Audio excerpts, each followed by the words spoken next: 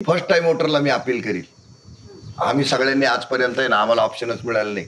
गुन्हेगार, महागुन्हेगार, छोटा गुन्हेगार, जेबकत्र्या, चोर, डाकू, दरोडेखोर असेच सगळ्यांचे यादी मिळत गेली. असायचे त्याच्यामध्ये एक्का दुक्का 2-3 जण, पण त्यांची आमची काही ओळख नसायची, ते पोचायचे नाही. त्यामुळे आम्हाला त्यांना आहे ना वोट करायला संधी मिळाली नाही.